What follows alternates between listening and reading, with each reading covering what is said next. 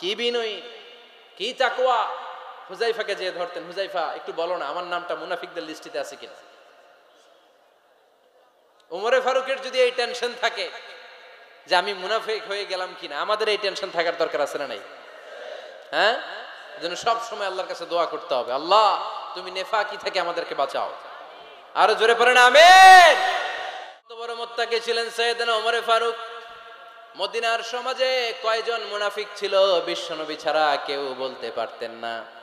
বিশ্বনবী কোন সাহাবীকে মুনাফিকদের লিস্ট দিয়ে যান নাই, একজন সাহাবী ছাড়া। দেখি কেউ বলতে পারেন কিনা ওই সাহাবীর নাম কি? নাম হুযায়ফা ইবনুল ইয়ামান রাদিয়াল্লাহু তাআলা আনহু। ওনাকে বলা হতো সাহিবু সিররি রাসূলিল্লাহ, আল্লাহ রাসূল সাল্লাল্লাহু আলাইহি ওয়াসাল্লামের গোপন তথ্যের ধারক বাহক। সুবহানাল্লাহ পড়বেন না? বিশ্বনবী ইন্তেকালের আগে মদিনার সমাজে মোট কয়জন মুনাফিক আছে এই তথ্য আবু বকরকে বলেন নাই, ওমর রাদিয়াল্লাহু তাআলা আনহুকে বলেন নাই, উসমান রাদিয়াল্লাহু তাআলা আনহু, আলী রাদিয়াল্লাহু তাআলা আনহু, আশারাতুল মুবাশশিরিনা বিল জান্নাহ কোন সাহাবীকে বলেন নাই। শুধুমাত্র কেবলমাত্র একমাত্র হুযায়ফা ইবনুল ইয়ামান রাদিয়াল্লাহু তাআলা আনহুর কাছে মুনাফিকদের লিস্টে বিশ্বনবী দিয়ে গিয়েছেন। সুবহানাল্লাহ পড়েন। মদিনায় কারা কারা মুনাফিক কেউ জানতো না হুযায়ফা ছাড়া। কে ছাড়া? নামটা আজকে মুখস্থ করেন, যাতে অন্য কোনো ওয়াজে কেউ জিজ্ঞেস করলে বলতে পারেন। মুনাফিকদের লিস্ট যে সাহাবীর কাছে বিশ্বনবী দিয়ে গিয়েছিলেন, সাহাবীর নাম কি? নাম, নামটা কেমন লাগে? ভাল লাগে? অনেকে আমারে জিজ্ঞেস করে, হুজুর আমার ছেলে হবে আগামী মাসে, একটা নাম দেন। নাম দিয়ে দিলাম হুযায়ফা। যাদের হবে ছেলে, এলাকায় যাদের নেক্সট কয়েক মাসে ছেলে হবে, খালি হুযায়ফা চলবে। কি চলবে? ভাল লাগে? নামটা ভাল লাগে? রাইখেন, অনেক সুন্দর নাম। উনি জানতেন মুনাফিক কারা। দেখেন ওমরে ফারুকের তাকওয়ার লেভেলটা কত হাই। ওমরে ফারুক একদিন হুযায়ফা রাদিয়াল্লাহু তাআলা আনহুর কাছে গেলেন, যে বললেন, হুযায়ফা বিশ্বনবী ইন্তেকালের আগে মুনাফিকদের নামের লিস্টটা কারো কাছে দেয় নাই, আমার জানা নাই, সাইয়েদনা আবু বকরের জানা নাই, কোন সাহাবীর জানা নাই, তুমি ছাড়া। আমি তোমার কাছে জানতে চাই, আমি ওমরের নামটা ওই মুনাফিকদের খাতায় আছে কিনা আমার একটু বলো। আমার ওমরের নামটা ওই মুনাফিকদের লিস্টিতে একটু আছে কিনা, নামটা একটু বলো। যদি থাকে আমি ভালো হয়ে যাব, আমি নেফাকি দূর করে পাক্কা মুমিন হতে চাই। আমার নাম যদি মুনাফিকের লিস্টে থাকে আমি তো শেষ। হুযায়ফা চোখের পানি ছেড়ে দিয়ে বলে, আমিরুল মুমিনিন, কেমন প্রশ্ন করলেন আপনি? আপনি বিশ্বনবীর শ্বশুর, এই উম্মতে আপনার পজিশন 3 নাম্বার। আপনারে মুনাফিকরা ভয় পায়, শয়তান আপনারে ভয় পায়। আপনি জান্নাতে সব বয়স্ক লোকদেরকে নিয়ে জান্নাতের মধ্যে আগে আগে ঢুকবেন, কেমন করে মুনাফিকদের কাতারে আপনার নাম থাকতে পারে ওমর? সুবহানাল্লাহ পড়ে। কি বিনয়ী, কি তাকওয়া। হুযায়ফাকে যে ধরতেন, হুযায়ফা একটু বলো না আমার নামটা মুনাফিকদের লিস্টিতে আছে কিনা। ওমরে ফারুকের যদি এই টেনশন থাকে যে আমি মুনাফিক হয়ে গেলাম কিনা, আমাদের এই টেনশন থাকার দরকার আছে না নাই? হ্যাঁ, যেন সব সময় আল্লাহর কাছে দোয়া করতে হবে, আল্লাহ তুমি নেফাকি থেকে আমাদেরকে বাঁচাও। আরো জোরে পড়েন আমিন। আপনারা ওঠা বসা শুরু করলেন কেন? অনেক রাত হয়ে গেছে তাই? হ্যাঁ, শেষ করে দেই তাহলে না? যে অনেকের কষ্ট হচ্ছে মনে হচ্ছে। হ্যাঁ, এক নম্বরে যাচ্ছে এইটা সব মুখস্থ দেখি। হ্যাঁ, 1 নাম্বার, 2 নাম্বার, 3 নাম্বার। 1 নাম্বার হইল পেশাবখানা, 2 নাম্বার পায়খানা, 3 নাম্বার নাকি এইটা?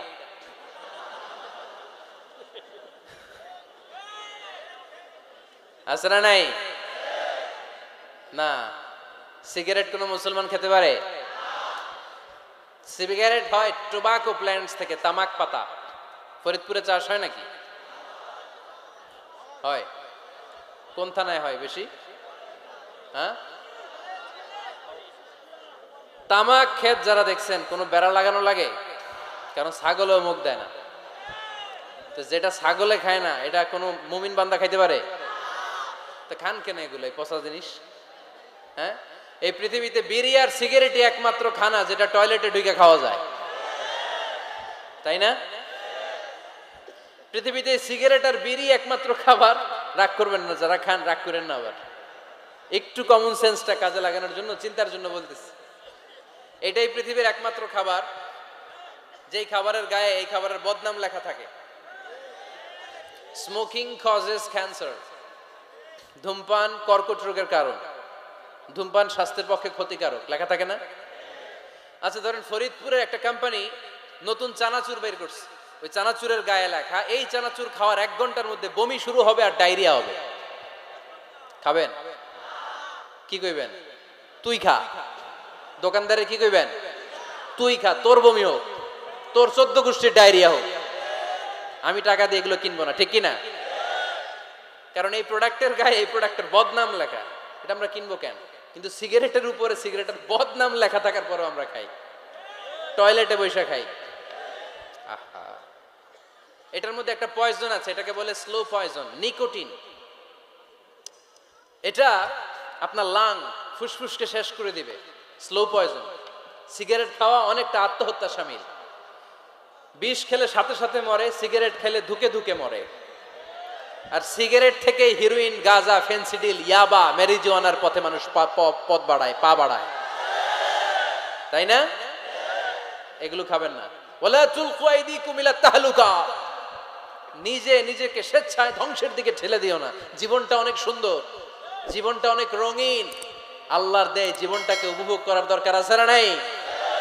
এই জন্য সিগারেটকে এই ফরিদপুরের প্রোগ্রাম থেকে আমরা আজকে নো বলে দিলাম। কি বলে দিব? আওয়াজ করে সবাইকে আমরা সবাই একসাথে বলবো, সিগারেটকে কি বললাম? মনে থাকবে না? মাহফিলের প্যান্ডেল থেকে বাইর হয়ে আবার ইয়েস, হ্যাঁ না, ইয়েস করা যাবে না। সিগারেটকে কি বললাম? নো। ওমরে ফারুক রাদিয়াল্লাহু তাআলা আনহু, আমাদের সুপার হিরো, আমাদের সবাই বলেন আমাদের, উনি কত বড় সুপার হিরো শুনেন। উনি জুমার খুতবা দিচ্ছেন। কি দিচ্ছেন? মসজিদে নববীতে। খুতবার মাঝখানে হঠাৎ বললেন, ইয়া সারিয়াতাল জাবাল, ইয়া সারিয়াত ইবনে জানিমিল জাবাল। এই কথা বলেই আবার খুতবা দিতে শুরু করলেন। ওনার এই ইয়া সারিয়াত ইবনে জানিমিল জাবালের সাথে আগের কথারও কোনো মিল নাই, পরের কথারও কোনো মিল নাই। জুমার নামাজের পর মুসল্লি সাহাবারা ধরলেন, বললেন, ইয়া আমির আল মুমিনিন। খুতবার মাঝখানে হঠাৎ করে ইয়া সারিয়াত ইবনে জালিমিল জাবাল বলে আপনি চিৎকার করলেন কেন? আপনার এই বাক্যের সাথে আপনার খুতবার আগের বাক্যের কোনো মিল নাই, আপনার খুতবার পরের বাক্যেরও কোনো মিল নাই। এই কথা আপনি কারে বললেন? কারে উদ্দেশ্য করে বললেন? এই কথার তাৎপর্য কি আমাদেরকে বুঝিয়ে বলেন। ওমরে ফারুক বললেন, আমি যখন খুতবা দিচ্ছি আমি দেখতে পেলাম ওই যে কয়েক মাস আগে আমি আমার মুসলিম সেনাবাহিনী পারস্যে আক্রমণের জন্য পাঠিয়েছি, বর্তমান ইরান, ইরানের ওই বিশাল এলাকাতে পারস্যে আমি আমার ব্যাটালিয়ন পাঠিয়েছি। আমি হঠাৎ করে দেখতে পেলাম আমার মুসলিম বাহিনীর সেনাপতি যুদ্ধের এক পর্যায়ে তার ডানে আছে উপত্যকা, বায়ে আছে পাহাড়, সে পাহাড়ি রাস্তা ছেড়ে দিয়ে উপত্যকার দিকে যেতে শুরু করেছে। আমি দেখতে পেলাম আমার মুসলিম বাহিনী যদি উপত্যকার দিকে ছুটে বেড়ায়, কাফির মুশরিকরা আমার মুসলিম বাহিনীকে কচুকাটা করে ফেলবে। তাই আমি এখান থেকে তাদেরকে কমান্ড দিয়ে বলেছি, ইয়া সারিয়াতাল জাবাল, উপত্যকার দিকে নয় পাহাড়ের দিকে যাও, তাহলেই তোমাদের বিজয় নিশ্চিত হয়ে যাবে। উপত্যকার দিকে যেও না, ইলাল জাবাল, ইলা সারিয়াতিল জাবাল, পাহাড়ের দিকে ছোট। সাহাবারা অবাক, ঘটনা কি? উনি বসে আছেন মদিনায় মসজিদে নববীর মিম্বারে দাঁড়িয়ে, উনি যদি ইয়া সারিয়াতাল জাবাল বলে, এটা কি ইরানে যাবে নাকি? ও মিয়া, তখনকার সময়ে বর্তমানের মতো মোবাইল ছিল নাকি? ইন্টারনেট ছিল নাকি? কিছু ছিল? খালি মুখে আমি যদি বলি ইয়া সারিয়াতাল জাবাল, এটা ইরানে যাবে? ইন্ডিয়ায় যাবে? ঢাকায় তো যাবে না, ফরিদপুর শহরেই তো বসবে না, ঠিক কিনা? কিন্তু এটা আমিরুল মুমিনিন বিশ্বাসী সাহাবারা বিশ্বাস করে নিল। কিছু মুনাফিক ছিল, এরা কয় না ঝামেলাস, এটা তো সম্ভব না। এক কাজ করি, এই সেনাপতি যখন বিজয়ী বেশে মদিনায় ফিরে আসবে এরা আমরা ধরবো। এরা দিন গুনতে লাগলো, এই সেনাপতি মুসলিম বাহিনী নিয়ে পারস্য জয় করে কবে ফিরে আসবে। এই মুনাফিকের দলগুলো কখনো সেনাবাহিনীকে অভ্যর্থনা জানাতে যেত না, কিন্তু এইবার সবার আগে মদিনার উপকণ্ঠে যে সেনাপতিদেরকে অভ্যর্থনা জানানোর জন্য ফুল নিয়ে রেডি, ফুল নিয়ে দাঁড়ায় সেনাপতি ঢুকার সাথে সাথে ধরছে, এই সেনাপতি কোত্থেকে আসছে? কয় পারস্য জয় করে আসছে। কয় এমন এমন দিন, জুমার দিন দুপুর বেলা যুদ্ধের মাঝখানে আমিরুল মুমিনিনের কণ্ঠের কোন কথাবার্তা শুনছো নাকি? সেনাপতি অবাক, কয় তোমরা জানলা কেমনে? শুনছি তো। সুবহানাল্লাহ পড়বেন না? আমরা যুদ্ধে একটা ভয়ঙ্কর অবস্থার মধ্যে ছিলাম, পেছন থেকে শত্রুরা আমাদেরকে আক্রমণ করতে শুরু করে দিল। ডানে যাব না বায়ে যাব, সামনে যাব নাকি পেছনে যাব, রাস্তা খুঁজে পাচ্ছি না। ডান দিকে ছিল আমাদের উপত্যকার রাস্তা, বাঁ দিকে ছিল পাহাড়ি পথ। আমরা সোজা পথ হবে মনে করে উপত্যকার দিকে ছুটতে আরম্ভ করলাম।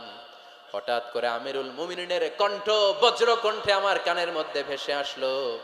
আমার মনে হলো আমিরুল মুমিনিন কেমন যেন আমাকে কমান্ড দিচ্ছেন আর বলছেন, ইয়া সারিয়াতাল জাবাল, ডান দিকে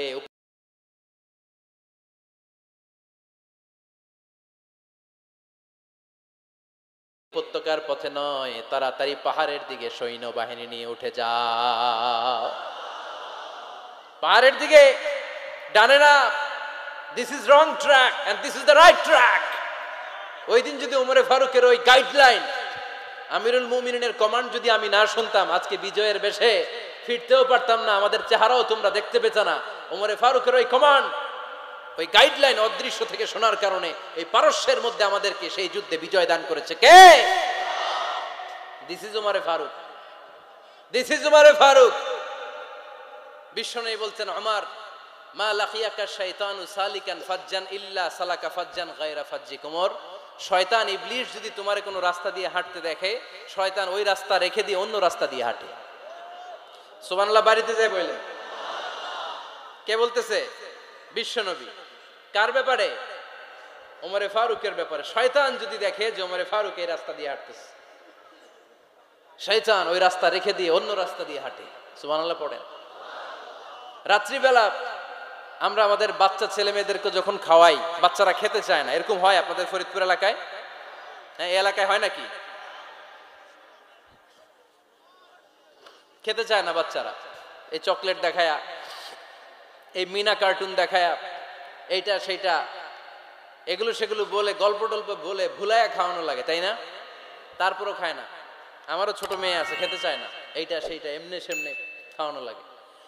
তো শেষে না পেরে মা বাবা বলতে বাধ্য হয়, ওই যে ভূত আসতেছে, ভূত, তাড়াতাড়ি তাড়াতাড়ি খাও, নাহলে যে ভূত ধরবে তোমারে। ওই যে বাঘ আসতেছে, বাঘ, তাড়াতাড়ি খাইলে নাহলে বাঘে কামড়াবে। বলি না আমরা? আপনারা কি বলেন? ভূত। আর কি বলেন? হ্যাঁ হ্যাঁ, আচ্ছা, এক এক জায়গায় এক একটা আমরা বলি, ভূত আসবে, বাঘ খাবে, ভাল্লুক খাবে, তাড়াতাড়ি খাও। মদিনাতে যখন ওমরে ফারুক আমিরুল মুমিনিন, মদিনার মায়েরাও বাচ্চাদেরকে খাওয়াতে পারতো না, ছোট্ট মেয়েদেরকে খাওয়াতে পারতো না, খাওয়া নিয়ে যন্ত্রণা করতো। বাচ্চারা যখন মদিনায় খেতে চাইতো না রাত্রি বেলায়, মদিনার মায়েরা বলতো, তাড়াতাড়ি খাও, হা হুয়া ইয়াতি উমর, হা হুয়া ইয়াতি উমর, তাড়াতাড়ি খা, নাইলে ওই যে ওমর আসতেছে, Omar. This is our superhero সাইয়েদনা ওমর ফারুক রাদিয়াল্লাহু তাআলা আনহু। শুধু শয়তানি ভয় পেত না, মুনাফিকরাও ভয় পাইতো, জমের মতো ভয়। শুধু তাই না, আমাদের আম্মাজান বিষ্ণু